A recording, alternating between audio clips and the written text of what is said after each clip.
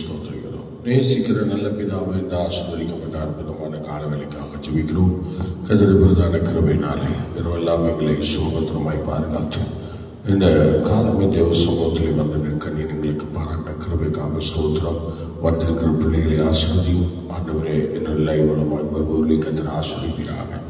6 முதல் முடிவு வரை கர்த்தாவை இந்த ஆராதனை பொருட்படுத்திக் கொள்ளும். ஆராதனை நடத்துகிற பிள்ளையும் ஆண்டவரே சங்கீத தியானங்களை ஆண்டவருக்கு முன்பாக செயல்படுத்த தொடர்ந்து கருவித்தார். எங்களோடு பேசும் தடைகளை ஆவணிக்கும் அதிசயங்களை காணப்படும். இயேசு கிறிஸ்துவின் நாமத்தில் தாழ்வோர் வேண்டிக் கொள்கிறோம். ஜெபங்களும் நல்ல பிதாவே. ஆமென், ஆமென், ஆமென். ஸ்தோத்திரம். கர்த்தருடைய நாமம் மகிமைப்படட்டும். இப்பொழுது வீல் அவர்கள் ஆராதனை நடத்துவார்கள்.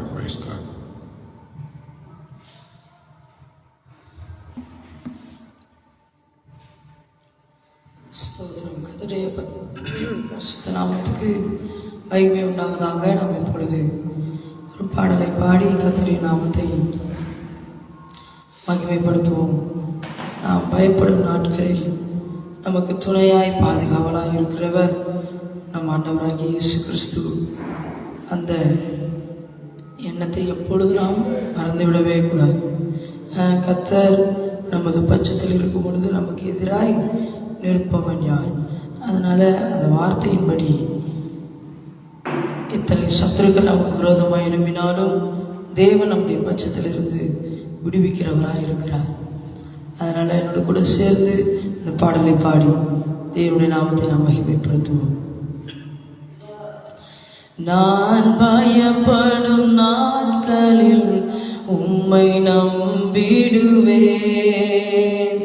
என் அச்சத்தின் நேரத்தில் உம்மை சார்ந்து கொள்வேன். நான் பயப்படும் நாட்களில் உம்மை நம்பிடுவேன். என் அச்சத்தின் நேரத்தில் உம்மை சார்ந்து கொள்வேன். என் அச்சங்களை அறிந்தவரே, என் கண்ணீரையும் காப்பவரே, என் அச்சங்களை அறிந்தவரே, என் கண்ணீரையும் காப்பவரே, என் கண்ணீரை துருத்தியில் வைத்தவரே, என் கண்ணீரை எல்லாம் கணக்கினில் வைத்தவரே, என் கண்ணீரை துருத்தியில் வைத்தவரே, என் கண்ணீரை எல்லாம் கணக்கினில் வைத்தவரே. நான் பயப்படும் நாட்களில் உம்மை நம்பிடுவேன். என் அச்சத்தின் நேரத்தில் உம்மை சார்ந்து கொள்வேன். நான் பயப்படும் நாட்களில் உம்மை நம்பிடுவேன். என் அச்சத்தின் நேரத்தில் உம்மை சார்ந்து கொள்வேன். என்னை அழைக்க நாளோறும் நினைத்த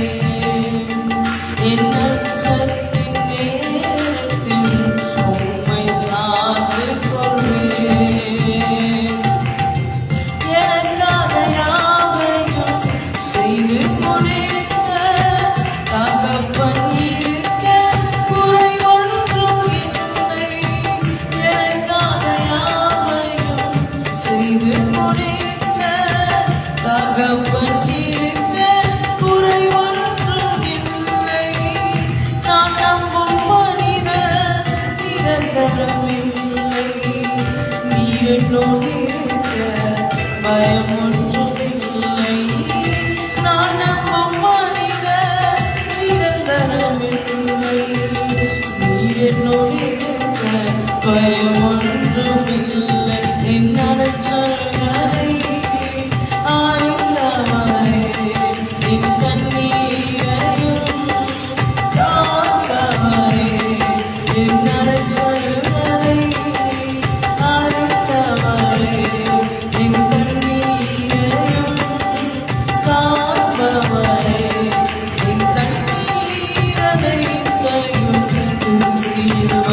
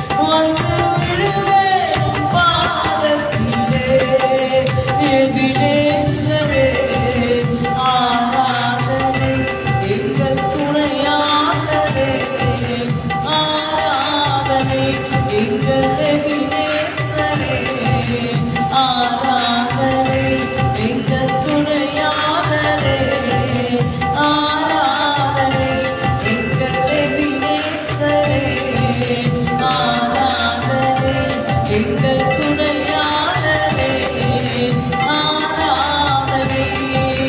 மறப்பேனோ உமது அன்பை, நான் மறப்பேனோ உமது அன்பை, வந்து விழுவேனும் பாதத்திலே, வந்து விழுவேனும் பாதத்தில்.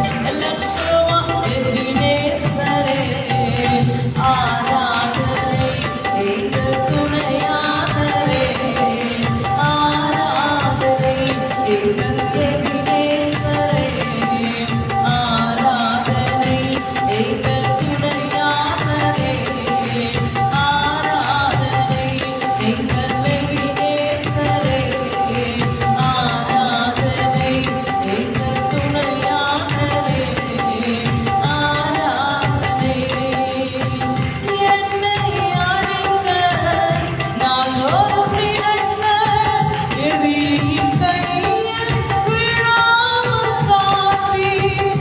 என்னை அழைக்க நாள்தோறும் நினைத்த எதிரியின் கையில் விழாமல் காத்தீர். சத்துருக்கள் முன்பே பந்தியை வைத்து எண்ணெயினாலே அபிஷேகம் செய்வீர்.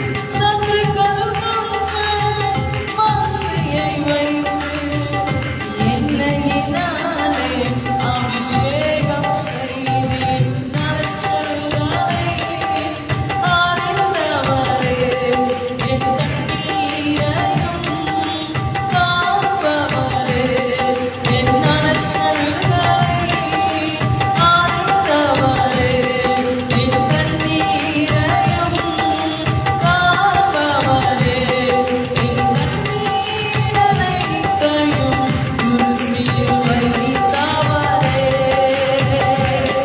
என் கண்ணீரையெல்லாம் கணையில் வைத்தவரே, என் கண்ணீரனைத்தையும் உறுதியில் வைத்தவரே, என் கண்ணீரையெல்லாம் கணக்கில் வைத்தவரே. நான் பயப்படும் நாட்களில் உம்மை நம்பிடுவேன். சொல்லுமா, என் அச்சத்தின் நேரத்தில் உம்மை சார்ந்து கொள்வேன். ஆமென். நான் பயப்படும் நாட்களில் உம்மை நம்பிடுவேன்.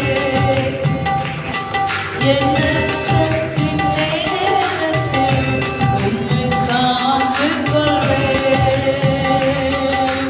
எபினேசரே ஆராதனை, எங்கள் துணையாளரே ஆராதனை, எங்கள் எபினேசர். உள்ளது ஆளுகளுக்கு இந்த கால வேளையிலே நம்முடைய பயமான நேரத்தில், பயத்திற்கு சூழ்நிலையில் என்ன செய்ய போறோமே தெரியாத நிலையிலும் நாம் ஒரே ஒருத்தரை சார்ந்து கொள்வோமானால், ஆண்டவரை சார்ந்து கொள்வோமானால், எல்லா பாதையிலும் இருள் நம்மை சூழ்ந்தாலும், அந்தகாரங்கள் நம்மை நெருங்கினாலும், எல்லாவற்றிலும் பாதை காட்டி நம்மை நடத்துகிற தேவன் அவர்.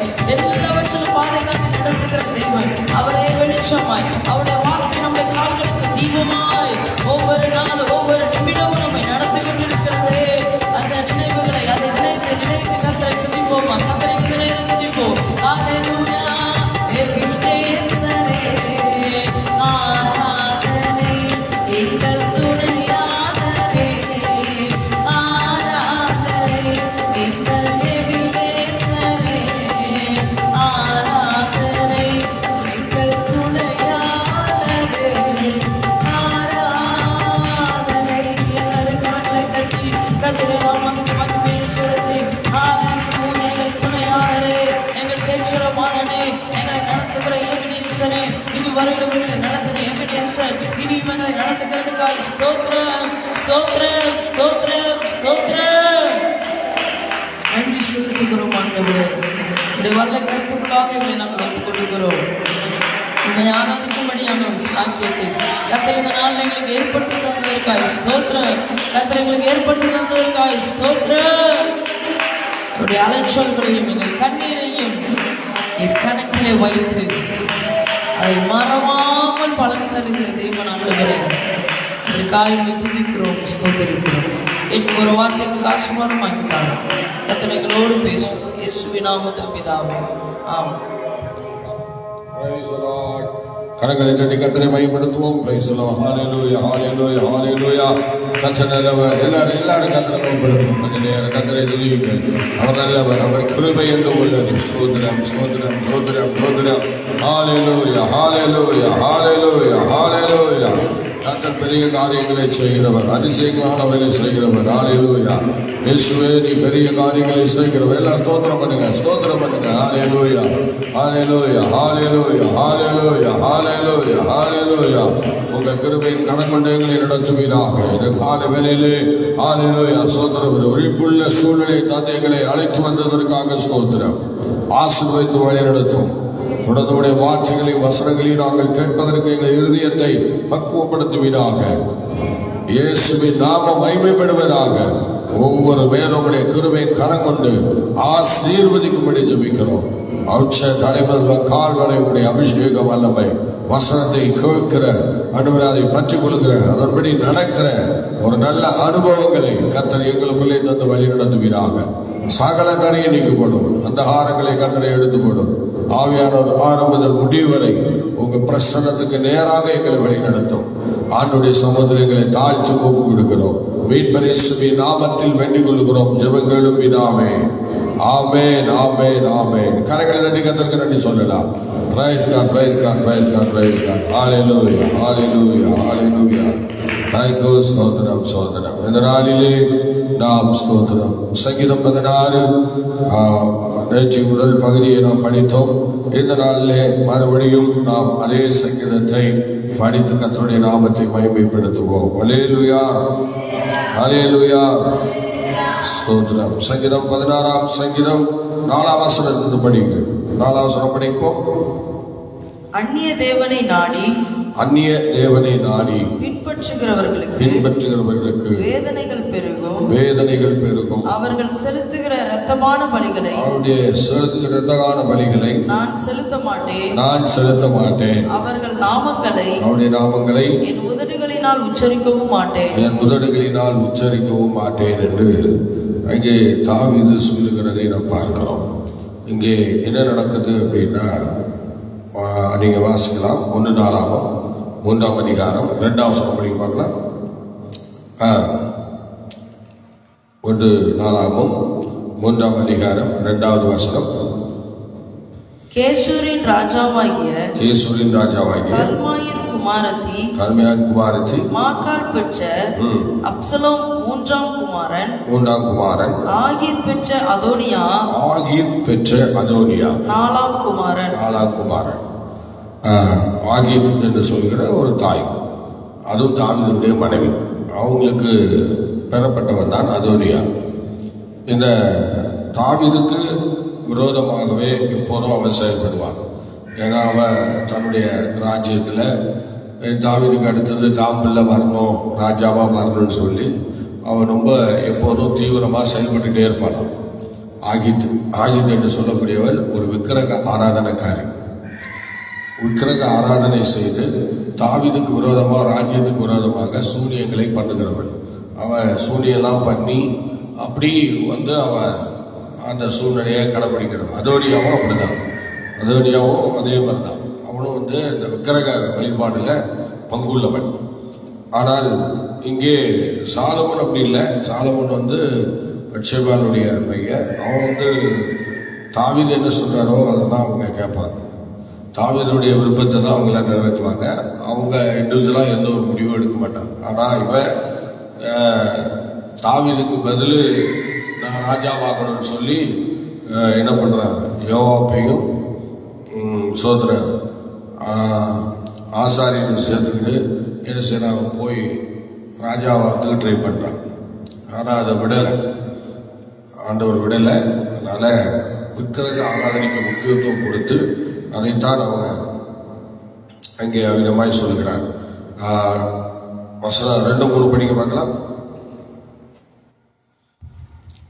என் நெஞ்சமே நீ கர்த்தரை நோக்கி, தேவரீர் என் ஆண்டவராய் இருக்கிறீர், என் செல்வம் உமக்கு வேண்டியதாய் இராமல், என் செல்வம் உமக்கு வேண்டியதாய் இராமல், பூமியில் உள்ள பரிசுத்தவான்களுக்கும் நான் என் முழு பிரியத்தையும் வைத்திருக்கிற மகாத்மாக்களுக்கும் அது வேண்டியதா இருக்கிறது என்று சொன்னாய்.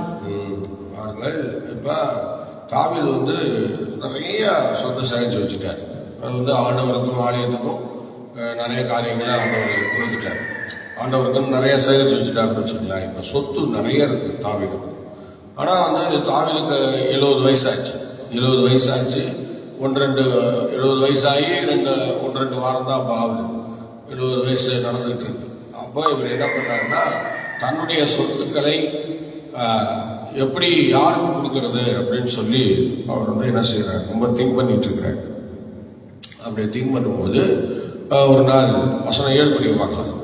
வசனம் 7, எனக்கு ஆலோசனை தந்த கர்த்தரை துதிப்பேன். பாருங்கள், ஆண்டவர் தாவீதுக்கு ஒரு ஆலோசனை தரார். படிக்கும்.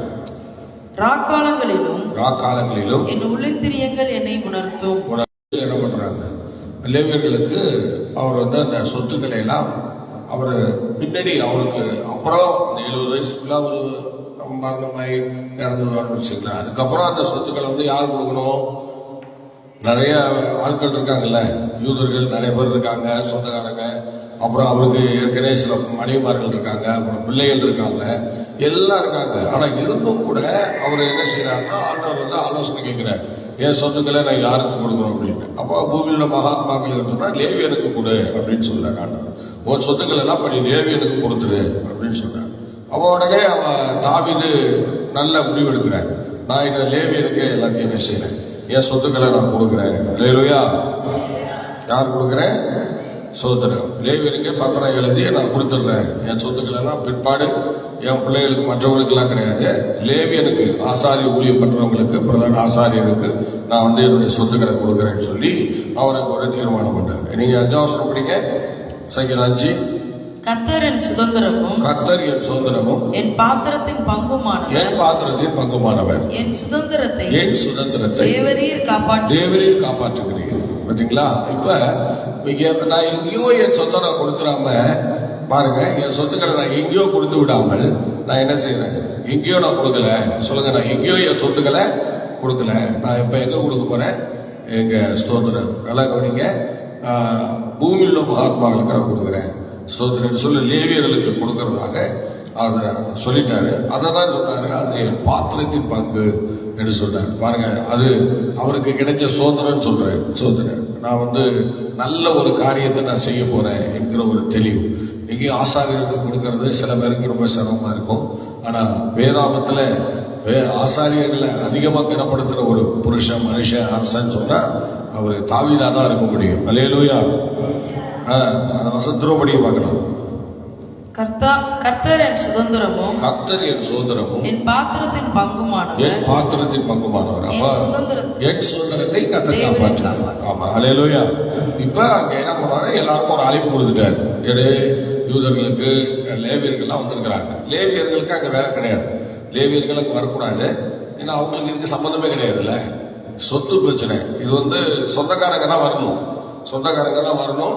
அப்படி வருகிற நேரத்துல இவர் என்ன பண்ணாரு, அந்த சொத்துக்களை எல்லாம் பத்திரம் போட்டு எழுதி எல்லாம் ரெடி பண்ணிட்டாரு. ரெடி பண்ணிட்டு எல்லாரையும் கூட்டி வர சொல்லிட்டாரு. இப்போ அங்கே ஒரு பாத்திரத்துல ஒரு பாத்திரத்தை ரெடி பண்ணி அந்த பாத்திரத்துல என்ன செய்யறாங்க, அந்த பத்திரம் ரெடி பண்ணி அங்க வச்சிடுறாங்க. வச்சு அதுல ஒரு பாத்திரத்துல ஒரு காரியம் செய்யறாங்க. படிக்க பார்க்கலாம். 5 திரும்ப படிங்க. கர்த்தர் என் சுதந்திரமும், அவர் என்னுடைய சுதந்திரமும், என் பாத்திரத்தின் பங்கு, என் பாத்திரத்தின் பங்கு அப்படின்னு சொன்னார். அப்ப அந்த யாருக்கு அந்த சொத்தை கொடுக்க போறாங்களோ அவங்கள்ட்ட கொண்டு போய் அந்த பாத்திரத்தை வச்சிருவாங்க. வச்சு அந்த பாத்திரத்துல ஒரு ஆகாரத்தோடு கொண்டு அதை வச்சிருவாங்க. அப்படி யூதர்கள் அப்படி பண்ணுவாங்க. இப்ப என்னாச்சுன்னா, தாவீது அது எந்த சொந்த பந்தம் பிள்ளைங்க யாருக்கிட்டையும் கொண்டு போய் வைக்காம நேரா கொண்டு போய் யார்கிட்ட வச்சுட்டாரு? லேவியர்கிட்ட வச்சுக்கிட்டாரு. அல்லேலூயா. எங்க வச்சுட்டாரு? லேவியங்கிட்ட வச்சுட்டாரு. ஏற்கனவே லேவிய ஏண்டா உள்ள வந்தான்னு சொல்லிட்டு எல்லாரும் ரொம்ப எதிர்பார்க்காங்க. அப்படி இருக்கிற நேரத்துல இவரு என்ன பண்ணிட்டாரு? கொண்டு போய் பாத்திரத்தை அங்க வச்சுட்டாரு. வச்சுட்டு தான் இந்த வசனத்தை சொன்னாரு. என்ன வசனம்? படிங்க, 5 படிங்க. கர்த்தர் என் சுதந்திரமும் என் பாத்திரத்தின் பங்குமானவர். என் சுதந்திரத்தை தேவரீர் காப்பாற்றுகிறேன். இப்ப யூதர்களுக்கு கொடுக்கல, அவங்க உறவுல யாருக்குமே கொடுக்காம லேவியருக்கு கொண்டு போய் கொடுக்கிறார். லேவியருக்கு கொண்டு போய் கொடுத்து என் சுதந்திரத்தை நீ காப்பாற்றுகிறீர் என்று சொல்கிறார். அல்லேலூயா. சத்தமா சொல்லுங்க, கையை வைத்து சொல்லுங்க. ஸ்தோத்திரம். அப்ப ஸ்தோத்திரம். அதான் கவனிங்க. இப்ப அந்த சொத்து அவளுக்கு சொந்தமாகி விட்டது. சொல்லுங்க, சொத்து யாருக்கு சொந்தமாகி விட்டது? இந்த சங்கீதமானது லேவிக்கு ஒரு உயிலாக எழுதப்பட்டு இந்த தாவீதுடைய சொத்துக்கள் லேவி கோத்திரத்துக்கு போய் சேர்க்கிறது. லேவியர்களுக்கு அது போய் சேர்க்கிறது. அல்லேலூயா. சரிங்களா? இதை யாரும் செய்வாங்களா? யாரும் செய்ய மாட்டாங்க. லேவியனுக்கு கொடுக்கவும் மாட்டாங்க.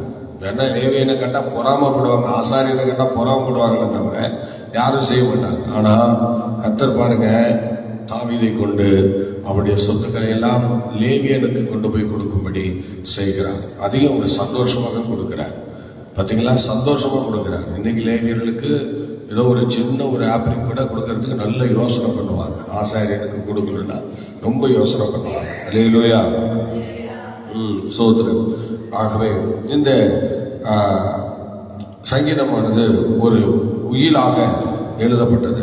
அதனால் சாலமோன் கட்டின தேவாலயத்தில், நல்லா கவனிக்கணும், தேவாலயத்திலே பொன் எழுத்துக்களால் இது பொறிக்கப்பட்டது. எப்படி? பொன் எழுத்துக்களால் இந்த சங்கீதம் பொறிக்கப்பட்டது. தாவீதுடைய எல்லா சொத்துக்களும் இப்போ யாருக்கிட்ட போச்சு? லேவியனுக்கு போச்சு. பாருங்க, இந்த காரியங்கள் எல்லாம் அவ்விதமாக அவர் ஸ்தோத்திரம் அந்த சுதந்திரம் பாத்திரத்தின் பங்குலாம் சொல்லுகிற அந்த வார்த்தைகள் எல்லாம் தேவாலயத்தில் பொன்னால் உதிக்கப்பட்ட ஒரு எழுத்தாக மாறிடுச்சு. இப்ப 6ஆம் வசனம் படிக்க பார்க்கலாம். 6ஆம் இடங்களில் இப்ப சொல்றாரு பாருங்க, இப்ப நான் இப்படி செய்தது எனக்கு நேர்த்தியான இடத்துல எனக்கு என்ன செஞ்சது? பங்கு கிடைச்சது. ஹல்லேலூயா. நம்ம எல்லாருமே பிள்ளைகளுக்கு தான் செய்யறத ரொம்ப விரும்புவோம். பிள்ளைகள் செய்யறது, சொந்த பந்தங்களுக்கு செய்யறத விரும்புவோம். ஆனா தாவீது அப்படி விரும்பல. அவருடைய விருப்பம் தனி. பாருங்க, அவர் ஆசாரியர்களுக்கு செய்வதை விரும்பினார். அதனால கடைசியில அவர் சொத்துக்கள் எல்லாம் ஆசாரியர்கள் இடத்துல போனது. ஆண்டவருக்கு ஆலயம் கட்ட வேண்டாம்னு சொல்லிட்டாரு. நாத்தாண்ட சொல்லிட்டாரு. நாத்தாண்ட சொல்லி நீ போய் ஆலயத்தை கட்ட வேண்டாம்னு சொல்லு, நான் உனக்கு ஒரு வீட்டை கட்டி தரேன்டா, நீ ஒண்ணு எனக்கு வீடு கட்ட வேண்டாம், உன் கர்ப்ப குடும்பாங்க சாலமோன் வீடை கட்டுவான்னு சொல்லிட்டாரு. அதனால சாலமோன் வீடை கட்டுவார் அப்படின்னு சொன்னாரு. இவருக்கு ஒரே சந்தோஷம். அப்ப அந்த ஆலயத்துக்கு சேர்த்து வைத்ததெல்லாம் சாலமோன் பக்கமாக எல்லாத்தையும் கொடுத்துட்டு, ஆலயம் கட்டுவ கொடுத்துட்டு, அவன் சொத்துக்களை எல்லாம் ஆசாரியர்களுக்கு கொடுக்குறாரு. ஒரு அலையிலே சொல்லுவோமா? எல்லாம் யோசிச்சு பாருங்க. ஸ்தோத்திரம். ரெண்டையும் அவர் ஆலயத்துக்கு சேர்த்து வச்சுன்னா ஆலயத்துக்கு கொடுத்தாரு. அடுத்தது அவருடைய சொத்துக்களை யாரு கொடுத்தாரு? சொல்லுங்க. ஆனா இப்ப சொல்லிட்டு இருக்கல, லேவியனுக்கு கொடுத்தாரு. சோதரன் பார்த்தீங்களா? அவன் சொத்துக்கள் எல்லாம் லேவியனுக்கு தான். சோதரன். ஆனால் இது இந்த உலகத்துல ஒருத்தருமே செஞ்சு நான் கேள்விப்பட்டதில்லை. லேவியனுக்கு யாருமே கொடுக்க மாட்டாங்க. சோதரன். அது என்னன்னா அது ஒரு பொறாமையா இருக்கலாம், அல்லது இது எதுக்கு அவங்கள்ட்ட நம்ம கொடுக்கணும்? ஏன்னா லேவியனுக்கும் இப்ப இந்த உலகத்துல ஆசாரியனுக்கும் மக்களுக்கும் ரொம்ப டிஸ்டன்ஸ் இருக்கும். ஏன்னா எப்போதுமே ஆசாரியன் மேல எல்லாரும் ஒரு அன்பா இருக்க மாட்டாங்க. ஆனா தாவீது பாருங்க, நாத்தான் மேல எவ்வளோ பிரச்சனைகளை சொன்ன பிறகு கூட நாத்தான் மேல தாவீதுக்கு அசந்துக்கல. பார்த்தீங்களா? எரேமியா பல காரியங்களை சொன்னாரு. சொன்னதை வச்சு எரேமியா பிடிச்சி சிறையில போட்டாங்க அரசர்கள். ஆனால் தாவீது பாருங்க, ரொம்ப நல்ல அருமையான ஒரு தேவ மனுஷன் தாவீது. சோதரன். எவ்வளவு நாத்தான் சொல்லியும் தண்டனையெல்லாம் சொல்லியும் கூட அவர் என்ன பண்ணல? நாத்தானுக்கு விரோதமா ஒரு செய்தி முறுமுறுக்கல. அதுக்கு பதிலாக அவர் சொன்னதெல்லாம் 51 சங்கீதம், பல சங்கீதங்களை பாவ அறிக்கை மூலமாக அதை சிந்தித்து அறிக்கை பண்ணினார். சார், இப்படி நிறைய காரியங்களை அவர் செய்திருக்கிறார். அதனால அவர் என்ன சொன்னாரு, நேர்த்தியான இடத்துல எனக்கு என்ன கிடைச்சது, ஆமா, பங்கு கிடைச்சது என்று ஸ்தோத்திரம். நேர்த்தியான இடம் என்று சொன்னால் எபிரேய மொழியில நாயின் என்று சொல்லப்பட்டிருக்கிறது. சோதரன் நாயின், எபிரேய மொழியில நாயின் என்று சொல்லப்படும். அதுக்கு அர்த்தம் யாரும் பார்த்து கொள்ள முடியாத, யாரும் பார்த்துக்கொள்ள பறித்து கொள்ள முடியாது. நல்ல கவனிங்க, யாருமே பறித்து கொள்ள முடியாத சமாதானம் என்று அதுக்கு அர்த்தமா சொல்லுங்க பார்க்கலாம். யாரும் பறித்து கொள்ள முடியாத சமாதானம் என்று அதுக்கு எபிரேயர்ல நேர்த்தியான இடத்துல சுதந்திரம் அப்படின்னா யாரும் பறித்து கொள்ள முடியாத இடத்துல சமாதானம் கிடைச்சது, சமாதானம் என்று சொல்லப்படுது. அந்த மாதிரி ஒரு அர்த்தத்தை எபிரேய சொல்ல அவங்க சொல்லியிருக்கிறார்கள். அல்லேலூயா, ஸ்தோத்திரம். இப்ப நீங்க 16ஆம் சங்கீதம் 8ஆம் வசனம் படிங்க பார்க்கலாம். 16ஆம் சங்கீதம் 8. கர்த்தரை எப்பொழுதும் எனக்கு முன்பாக வைத்து, கர்த்தரை நான் எப்போது எனக்கு முன்பாக நிறுத்தி வைத்திருக்கிறேன். அவர் என் வலது பாரசத்தில் இருக்கிறபடியால், அவர் என் வலது பாரசத்தில் இருக்கிறபடியால் நான் அசைக்கப்படுவதில்லை. சோதரம். இந்த சங்கீதத்தினுடைய தொடர்ச்சி தான் அப்போஸ்தலர் 2ஆம் அதிகாரம் 25ஆம் வசனம் படிங்க. அப்போஸ்தலர் 2:25.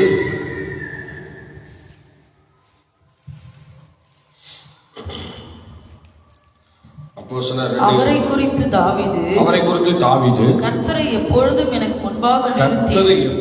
முன்பாக நிறுத்தி நோக்கி கொண்டிருக்கிறேன். பார்த்தீங்களா, அப்போஸ்தலர்ல பவுல் சொல்றாரு இவ்விதமாக.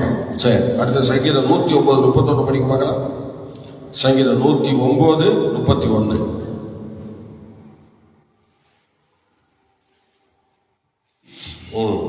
ஆக்கினைக்குள்ளாக தீர்க்கிறவர்களை நின்று எளியவனுடைய ஆத்மாவை ரட்சிக்கும்படி அவர் அவன் வலது பாரசத்தில் நிற்பார். அல்லேலூயா, ஸ்தோத்திரம். பாத்தீங்களா, இதெல்லாம் ஒரே தீர்க்க தரிசன வார்த்தைகள். லூக்கா சுவிசேஷம் 12ஆம் அதிகாரம் 17ஆம் வசனம் படிங்க. லூக்கா 12:17-20 படிங்க. அப்பொழுது அவன், நான் என்ன செய்வேன், என் தானியங்களை சேர்த்து வைக்கிறதற்கு இடமில்லையே. நான் ஒன்று செய்வேன், என் களஞ்சியங்களை இடித்து பெரிதாக கட்டி எனக்கு விளைந்த தானியத்தையும் என் பொருள்களையும் அங்கே சேர்த்து வைத்து, பின்பு ஆத்துமாவே, உனக்காக அநேக வருஷங்களுக்கு அநேகம் பொருள்கள் சேர்த்து வைக்கப்பட்டிருக்கிறது, நீ இளைப்பாரி புசித்து குடித்து பூரிப்பாயிரு என்று என் ஆத்மாவோடே சொல்லுவேன் என்று தனக்குள்ளே சிரித்து கொண்டு சொல்லிக் கொண்டிருந்தார். 2ஆம் அதிகாரம் படிக்க பார்க்கலாம். தப்பா இருக்கு. 2:17.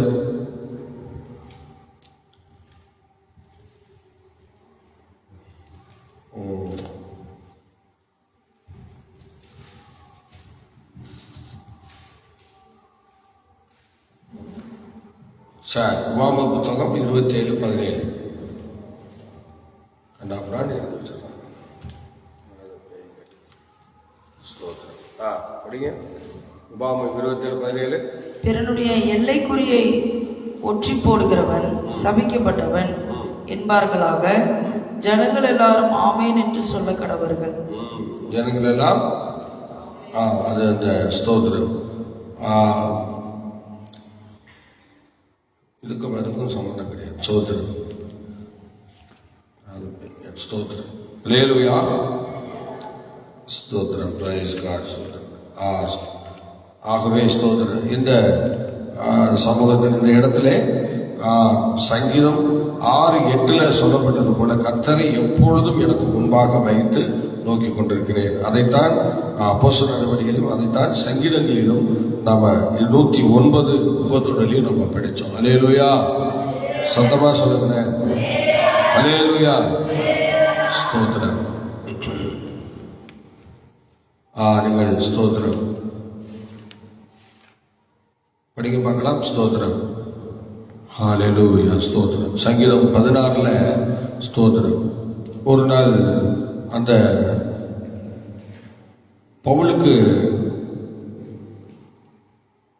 பவுலுடைய ஆசாரியர் கமாலியல் என்று சொல்லுகிற அந்த அருமையான கமாலியலுடைய நிறைய பேர் படித்திருக்கிறார்கள். ஒரு நாள் கமாலியல் ஒரு நல்ல ஒரு ஆசனத்தில் அமர்ந்து உட்கார்ந்துருக்கையில் திடீர்னு ஒருத்தன் வந்தான். ஒருத்தன் அந்த கமாலியல்கிட்ட பார்த்து இந்த மாதிரி சொல்கிறான். என்ன சொல்கிறான்னா, இந்த மாதிரி நான் உங்களுக்கு ஒரு காரியத்தை சொல்ல போகிறேன் அப்படின்னு சொன்னான். என்ன சொல்லு அப்படின்னு சொன்னேன். ஒன்றும் இல்லை, நான் படிக்கவா அப்படின்னு சொல்லி ஒரு எழுதி வச்சிருக்கேன் ஒரு உயில். அந்த உயிலை இப்போ நான் உங்களுக்கு முன்பாக படிக்கிறேன், எல்லாருக்கும் முன்னாடி நான் படிக்கிறேன் அப்படின்னு சொல்கிறேன். அது மாதிரி அந்த உயிலை என்ன செய்றாரு, உடனே சரி படி அப்படின்னு சொல்கிறேன். உடனே அவர் உடனே என்ன செய்றாரு, படிக்கிறாரு. அந்த உடனே என்ன படிக்கிறோம் அப்படின்னா, இந்த மாதிரி நான் இறந்த பிறகு என்னுடைய சொத்துக்களை எல்லாம் என்ன செய்யணும், அனாதை பிள்ளைகளுக்கு, தாய் தாப்ப இல்லாத பிள்ளைகளுக்கு நீங்கள் கொடுத்துருங்க அப்படின்னு சொல்லி அதில் எழுதப்பட்டிருக்கிறார். உடனே இவர் கமாலியல் என்ன சொல்றாரு அப்படின்னா, நீ உயிரோடு இருக்கும்போது மாடு பால் தருகிற பசுவை போல இருப்பேன்னு நினைச்சேன், ஆனால் நீயும் பண்ணியாக தான் இருக்க. ஏன்னா பன்னி அப்படி சொன்னதான் உடனே அவனுக்கு ஷாக் ஆயிடுச்சு. என்ன போய் பண்ணின்னு சொல்லிட்டாரு அப்படின்னு சொல்லி ரொம்ப அவரை கசந்துக்கிறான். கமாலியல் கசந்துக்கிறான். அப்போதான் அவர் சொன்னாரு, பசு உயிரோடு இருக்கும்போது எல்லாருக்கும் பால் கொடுக்கும். நீ என்ன சொல்றன்னா, நீ இறந்த பிறகுதான் எல்லாருக்கும் நீ கொடுக்குறேன்ற. அப்ப நீ இறந்த பிறகுதான் நீ கொடுக்க போறேன்னா, அப்போ பன்றி தன்னை இறந்த பிறகுதான் அது இறைச்சியை கொடுக்கும். அது வரைக்கும் அது கொடுக்காத மாதிரி எதையுமே அது கொடுக்காத மாதிரி வாழ்நாள் முழுவதும் பன்றி என்ன செய்யாது, தன்னை யாருக்குமே விட்டு கொடுக்காது. அது செத்த பிறகுதான் எவனாவது அது சரீரத்தை அடிச்சு வச்சு தும்பான் சுட்டு. பார்த்தீங்களா, அது மாதிரிதான் நீ அப்படின்னு சொல்லிட்டாரு. உடனே கூட அவன் அப்படியா அப்படின்னு சொல்லிட்டு கொஞ்சம் மனக்காசனான்னு வச்சுக்கலேன். அது மாதிரி யாருடைய சொத்து யாரும் என்ன செய்ய மாற்றக்கூடாது, அதுதான் அதனுடைய எல்லைக்குரிய மாற்றாதே என்று சொல்லப்பட்டிருக்கிறார். அல்லேலூயா. யாருடைய சொத்து யாரும் மாற்றக்கூடாது சோதரன். அதனால தாவீது அவர் சிறப்பான இடத்துல எனக்கு நேர்த்தியான இடத்துல சுதந்திரம் கிடைச்சிருச்சு என்று சொன்னது அந்த விஷயம் தான். அந்த விஷயத்தை வச்சுதான் அவர் சொல்லியிருக்கிறார். நேர்த்தியான இடத்துல எனக்கு சுதந்திரம், அது யாரும் மாற்ற முடியாது. அதனால அவங்க உறவுகளோ அவங்க யாரும் மாற்ற முடியாது. தாவீதுடைய மனப்பூர்வமான ஒரு காரியம் தான் அந்த சொத்துக்களை அவங்களுக்கு கொடுத்தது. அல்லேலூயா. ஆமா, ஸ்தோத்திரம். அதை இங்க இந்த கமாலியல் என்று சொல்லுகிறவர் அவிதமாக சொல்லுகிறார். சரி, அடுத்து நீங்க வசனம் 1 படிக்க பார்க்கலாம். வசனம் 1 படிக்க. தேவனே, தேவனே என்னை காப்பாற்றும், என்னை காப்பாற்றும், உம்மை நம்பி இருக்கிறேன். ஸ்தோத்திரம். என்னை காப்பாற்றும், நான் உண்மை என்ன செய்யறேன், நம்பி இருக்கிறேன். அல்லேலூயா. ஸ்தோத்திரம், ஸ்தோத்திரம், ஸ்தோத்திரம். பாருங்கள், என்னை காப்பாற்றும் நான் நம்பி இருக்கிறேன். இந்த அவர் சொன்னார் பார்த்தீங்களா வசனத்துல, என்னது, நேர்த்தியான இடத்துல எனக்கு சுதந்திரம் கிடைச்சது. எந்த இடத்துல கிடைச்சது? ஆமா, சோதரன். அல்லேலூயா. அதைத்தான் நம்ம இங்கே ஸ்தோத்திரம் பார்த்தோம். நாய் அப்படின்னா என்ன அர்த்தம் சொன்ன? யாரும் பறித்து கொள்ள முடியாத, சொல்லுங்க, யாருமே பறித்து கொள்ள முடியாத அப்படி ஒரு இடத்துல அவருக்கு ஒரு சமாதானம் கிடைத்தது. அல்லேலூயா. சரி, 8 படிக்க பார்க்கலாம். கர்த்தரை எப்பொழுதும் எனக்கு முன்பாக வைத்திருக்கிறேன். கர்த்தரை எப்போதும் நான் எனக்கு முன்னாடி வச்சிருக்கேன், ஒருத்தரை நான் செய்ய முடியாது. அவ்வளோ ஒரு தைரியமாய் சொல்லுகிறேன் சங்கீதக்காரன் தாவீது. எப்போதும் நான் கர்த்தரை எனக்கு முன்னாடி நான் வச்சிருக்கேன்னு சொல்றாரு. அல்லேலூயா. யோசிச்சு பாருங்க. ஸ்தோத்திரம். அதைத்தான் நம்ம ஸ்தோத்திரம் படித்தோம். கர்த்தரை எப்பொழுதும் எனக்கு முன்னாடி வச்சிருக்கிறேன். அல்லேலூயா. ஸ்தோத்திரம். அதைத்தான் நீங்க சொல்லுங்க. அப்ப மதிக்கேடான ஐஸ்வர்யவான், மதிக்கேடான ஐஸ்வர்யவானை தான் நாங்க அந்த இடத்துல சொல்லுகிறார். மதிக்கேடான ஒரு ஐஸ்வர்யவானை அந்த இடத்துல நமக்கு வெளிப்படுத்துகிறார். அதுதான் நம்ம 12ஆம் அதிகாரத்துல லூக்கா 12:17-20 படிச்சோம்னா, மதிக்கேடான ஐஸ்வர்யவான், மதிக்கேடான ஐஸ்வர்யவான் இங்கே தன்னுடைய சொத்தெல்லாம் எதுக்கு சேர்த்து வைக்கிற, நாளைக்கு யாருடைய யாரும் தெரியாம அவன் செய்கிறான். உபாமம் 27:17 படிக்க பார்க்கலாம். உபாமம் 27:17. பிறனுடைய எல்லைக்குறியை ஒற்றி போடுகிறவன் சபிக்கப்பட்டவன் என்று சொல்லப்பட்டிருக்கிறது. அல்லேலூயா. ஸ்தோத்திரம். பிறனுடைய எல்லைக்குறியை நீ மாற்றக்கூடாது என்று ஆண்டவர் சொல்லுகிறார். அடுத்த நீதிமொழிகள் 22:28 படிங்க. பிதாக்கள் நாட்டிய எல்லைக்குறியை மாற்றக்கூடாது என்று சொல்கிறார். நீதிமொழி 22:28 சொல்கிறார். நீதிமொழிகள் 15:25 படிக்க பார்க்கலாம்.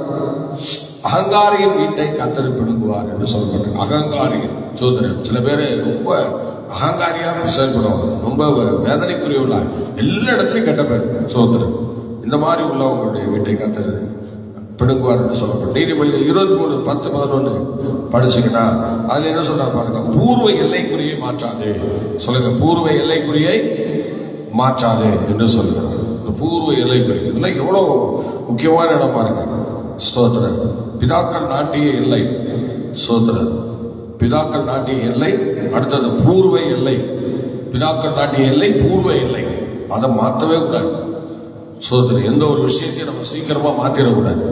நமக்கு ஒரு ஒழுங்கை நியமிச்சிருக்காங்கன்னா அந்த ஒழுங்குல தான் நம்ம ஓடணும். அல்லேலூயா. சத்தமா சொல்லுங்களேன். அல்லேலூயா. ஸ்தோத்திரம். அதனால அந்த ஒழுங்கு இல்லாதவங்க மத்தியில எதுவுமே நமக்கு சரி இருக்காது.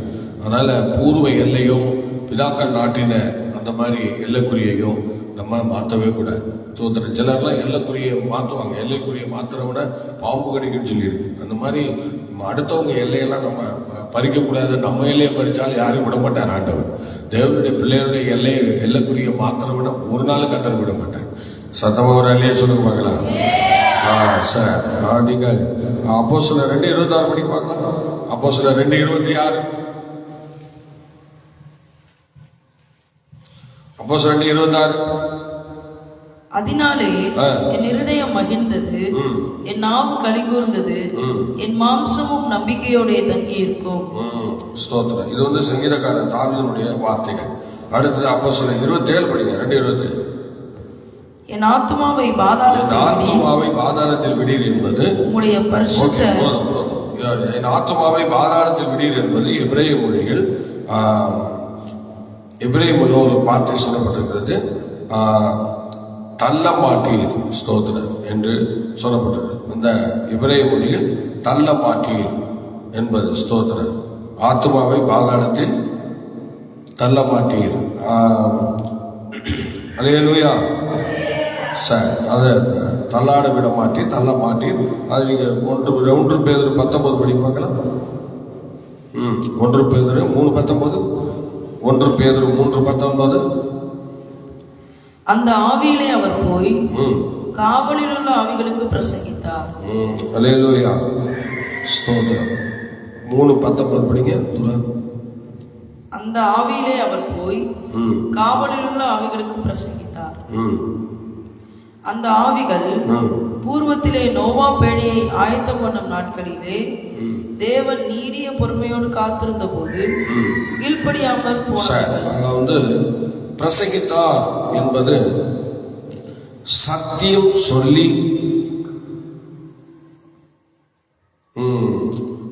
ரட்சிப்பை அவர்களுக்கு ரட்சிப்புக்குள் வழி நடத்தினார் என்றுதான் சொல்லப்பட்டிருக்கு. அது எபிரேய மொழியில் அப்படிதான் சொல்லப்படுது. சத்தியம் சொல்லி அவங்களை ரட்சிப்புக்குள்ள வழி நடத்தினார் என்று சொல்லப்பட்டிருக்கிறது. சத்தியம் சொல்லி அந்த பிரசங்கித்தவர் என்ன சொல்லியிருக்கேன், என்ன பிரசங்கம் பண்ணாரு அப்படி கேட்பாங்கல்ல.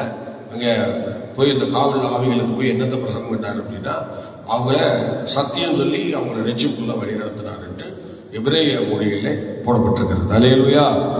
சத்தமா சொல்லுங்களேன். ஸ்தோத்திரம், ஸ்தோத்திரம். இது கிரேக்க மொழியில் பாதாளத்தின் கீழே என்று சொல்லப்பட்டிருக்கிறது. கிரேக்க மொழியில் என்ன சொல்றது, காவலுள்ள ஆவிகள் அப்படின்னு சொல்லுகிற அந்த இடத்துல காவலுள்ள ஆவிகள் சொல்றதுக்கு கிரேக்க மொழியில எப்படி பாதாளத்தின் கீழே என்று சொல்லப்பட்டது. கிரேக்க மொழியில் பாதாளத்தின் கீழே அவர் போய் என்ன செய்யறார், அந்த ஆவிகளோட பேசினார் என்று சொல்லப்பட்டிருக்கிறது. வெளிப்படுத்தின விசேஷம் 1:18 படி பார்க்கலாம். மரணத்திற்கும் பாதாளத்திற்கும் உரிய திறவுகோலை உடையவர் என்று அங்கே சொல்லப்பட்டிருக்கிறது. மரணத்துக்கும் பாதாளத்துக்கும் உரிய திறவுகோலை உடையவர் என்று வெளிப்படுத்தின விசேஷம் 1:18 இவ்விதமாய் சொல்லப்பட்டிருக்கிறது. அப்போஸ்தலர் நடவடிக்கைகள் 2ஆம் அதிகாரம் 28ஆம் வசனத்தை சொல்லும் போது என்ன சொல்றாருன்னா, கவனிக்கணும், ஜீவ மார்க்கத்தை எனக்கு தெரியப்படுத்தினீர் என்று சொல்லுகிறார். ஜீவ மார்க்கம், அந்த ஜீவ மார்க்கத்தை தான் அவருடைய ஆவிகளுக்கு போய் அங்கே அவரை வெளிப்படுத்தினதாக அவர் சொல்லுகிறார். ஜீவ மார்க்கத்தை வெளிப்படுத்தினார் என்று சொல்லப்பட்டிருக்கிறது. அந்த இயேசு கிறிஸ்துடைய அந்த உயிர்த்தெழுந்த பிறகு அவர் எங்க இருந்தாரு, அந்த மாதிரி விஷயங்களை வந்து இந்த 16ஆம் சங்கீதம் நமக்கு வெளிப்படுத்துகிறது. கலாத்தியர் 1:13 படிக்க பார்க்கலாம். கலாத்தியர் 1:13. கலாத்தியர் 1:13. நான் யூத மார்க்கத்தில் இருந்தபோது என்னுடைய நடக்கையை குறித்து கேள்விப்பட்டிருப்பீர்கள். தேவனுடைய சபையை நான் மிகவும் துன்பப்படுத்தினேன். அதை பாழாக்கி என் ஜனத்தாரில் என் வயதுள்ள அநேகரை பார்க்கிலும் யூத மார்க்கத்திலே தேறினவனாய்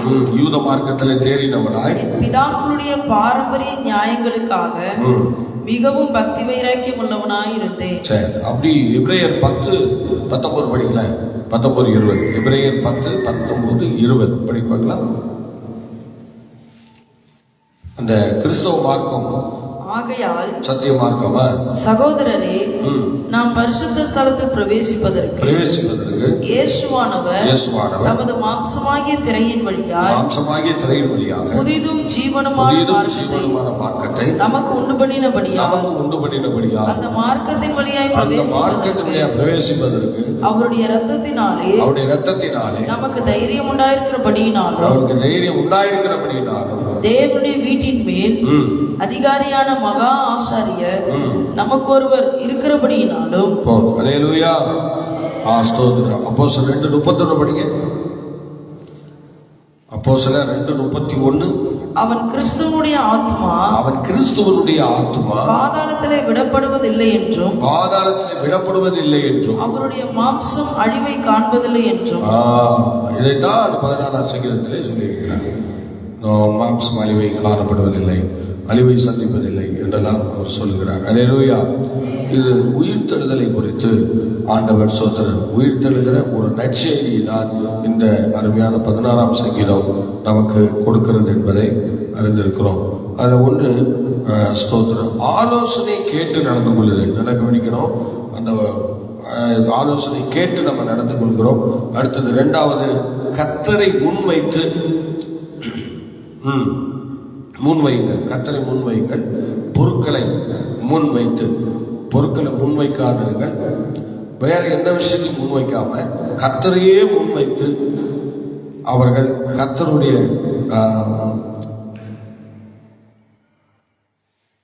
கர்த்தரை முன்பாக வைத்து எப்போதும் நம்முடைய பாதையை, நம்ம வழியை, நம்முடைய காரியங்களை நாம் செயல்படுத்தும் போது அது நமக்கு ஒரு பெரிய நன்மையாக மகிமையாக முடியும் என்பதிலே சந்தேகம் இல்லை. அல்லேலூயா சொல்லுங்களேன்.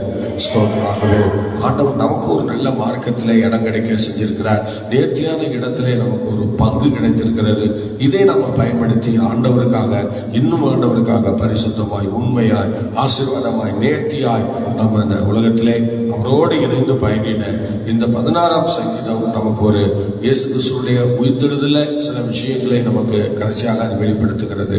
கடைசியில சோதரம் அவரு அந்த உயிர்த்தெழுத அந்த இயேசு கிறிஸ்து அந்த காவலுள்ள ஆவிகளுக்கு போய் சத்தியம் சொல்லிட்டு வர்றத சோதரம் அதற்கு அந்த கிரேக்க மொழியில அது பாதாளத்தின் கீழே என்று சொல்லப்பட்ட அந்த விஷயங்கள் எல்லாம் பார்த்தீங்கன்னா நம்ம உயிர்த்தெழுதலை குறித்தே இந்த சங்கீதம் பாடலை அழகா சொல்லுகிறது. அடுத்து அவருடைய நேர்த்தியான இடம் சோதனம் என்று சொல்ல அவருடைய ஒரு சொத்துக்களை, அவருடைய பின்பாடு அவருடைய சொத்துக்களை எல்லாம் அழகாக கொண்டு போய் அவர் லேவியருடைய கையில கொடுத்து நீங்க அதை உங்களுடைய சந்ததிக்கு நீங்கள் எடுத்துக்கொள்ளுங்கள் என்று சொல்லி அதை எவ்வளவு அருமையாக, அதுவும் மறைமுகமான நேர்த்தியா எல்லா இடங்களிலும் எல்லாரும் பார்க்கத்தக்கதாக ஒரு பப்ளிக்ல எல்லாரையும் வர வச்சு ஒரு விழாவாக நடத்தி அதை கொண்டு போய் அவர் கையில கொடுத்து எப்படி எவ்வளவு பெரிய ஆசீர்வாதம் பாருங்க.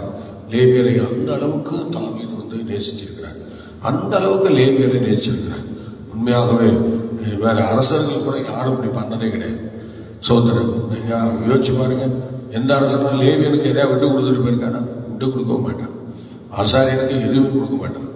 சோதரன் உனக்கு தான் அது வருது இது வருதுன்னு சொல்லி ஏதாவது சாக்கு சொல்லிட்டு போயிடுவானே தவிர ஆசாரியன் மேல உண்மையான ஒரு அன்பு வைத்த ஒரு அரசன் சொன்னா அது சங்கீதக்காரன் தாவீது தான். சோதரன் எவ்வளவு பெரிய ஆசீர்வாதம். ஆண்டவர் ஆலோசனை கொடுத்து அந்த பூமியில் உள்ள மகாத்மான்னு சொல்கிற அந்த அருமையான ஸ்தோத்திர லேவியனுக்கு ஆண்டவர் கொடுக்க சொல்லி ஆலோசனை சொல்லி அவனுடைய சொத்துக்களை எல்லாம் லேவியனுக்கே கொடுத்து அவனுடைய சன்னிதானத்தில் அவர் போனார். பண்ணார். எல்லாரும் அப்படியே தலை வணங்குவோமா, எல்லாரும் ஜெபம் பண்ணுவோமா. இன்னைக்கு நம்ம எந்த அளவுக்கு லேவியர்களை கனம் பண்ணுகிறோம், ஆசாரிகளை கனம் பண்ணுகிறோம் என்று யோசிச்சு பாருங்க. ஹல்லேலூயா. எந்த அளவுக்கு நம்ம அப்படி செய்கிறோம். அவனுடைய உயிர்த்தெழுதலே இடம் பெறுகிற ஒரு நல்ல அனுபவத்தை அப்போஸ்தலனாகிய பவுல் அந்த வசனங்களை வார்த்தைகளை சொல்லி சோதரனுடைய உயிர்த்தெழுதலை குறித்து அங்கே அவர் சொல்லுகிறார். விதமாக ஸ்தோத்திரம் நேர்த்தியான இடத்துல எனக்கு பங்கு கிடைத்தது என்று சொல்லி அவர் சிறப்பான சோதனை எனக்கு கிடைச்சதுன்னு சொன்னேன். எந்த அளவுக்கு ஆண்டவரை பயன்படுத்துறாரு பாருங்க. என்ன கர்த்தர் சொன்னாலும் அது எல்லாம் நன்மையாவே எடுத்துக்கொண்ட தாவீது. ஹல்லேலூயா. ஒன்றிலையும் தாவீது ஆண்டவரை எதிர்த்து நிற்கவே இல்லை. பார்த்தீங்களா, ஒரு விஷயத்தை எதிர்த்து நிற்கல. அப்படிப்பட்ட ஒரு நல்ல சோதர தேவ மனிதனாக திகழ்ந்த தாவீதுக்காக, ஹல்லேலூயா, அவருடைய கிரியைக்காக அவர் ஒரு அடையாள சின்னமா இன்னைக்கு வேதாகமத்திலே காணப்பட்டிருக்கிறார். எல்லாரும் கர்த்தரை சோதனை பண்ணோம். ஹல்லேலூயா, ஹல்லேலூயா, ஹல்லேலூயா. சோதனம் சோதனம் சோதனம். ஆண்டவரே சோதனம் சோதனம் சோதனம் சோதனம் சோதனம். நேசிக்கிற நல்ல பிதாவே, இந்த ஆசீர்வதிக்கப்பட்டதான அற்புதமான வேலைக்கு ஜெபிக்கிறோம். தேவ கிருபையினால் இரக்கத்தினாலும் ஆண்டவரே எங்களை விதமாக ஆசீர்வதித்து கனப்படுத்தி ஆண்டவரே இந்த வசனங்களை கேட்கும்படி செய்கிறேன். 16ஆம் சங்கீதத்தில் சொல்லப்பட்ட எல்லா நன்மையான விஷயங்களையும் நாங்கள் நினைவு கூர்ந்தோம். தொடர்ந்து ஆண்டவரை இன்னும் வேதத்தின் மகத்துவங்களை அதிகமாய் நாங்கள் அறிந்து கொள்ள, கற்றுக்கொள்ள, புரிந்து கொள்ள போதுமான கிருபையை தந்து எங்களுக்கு வழி நடத்தும். எல்லா பிசாசு போராட்டத்தையும் எனக்கு எடுத்து போடும். தேவாவியானவர் கூட இருந்து வழி நடத்தும்படி ஜெபிக்கிறோம்.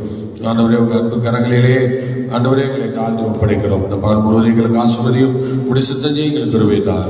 எதை செய்தாலும் உடைய நாமம் மகிமைக்கென்று செய்யும் போது கர்த்தரை எங்களுக்கு முன்பாக நிறுத்தி நோக்கி கொண்டிருக்க போதுமான கிருபையை தந்து எங்களுக்கு வழிநடத்தும் அதிசயங்களை காணப்படும். இயேசு கிறிஸ்துவின் நாமத்தில் வேண்டிக் கொள்கிறோம் ஜெபங்களும் பிதாவே. ஆமென், ஆமென், ஆமென். கர்த்தர் நம்மை ஆசீர்வதிப்பாராக. வேண்டும் மாலை ஸ்தோத்திர காலை 8 மணிக்கு சந்திப்போம். கர்த்தர் நம்மை நடத்துவார். மீளாம் ஜெபம்.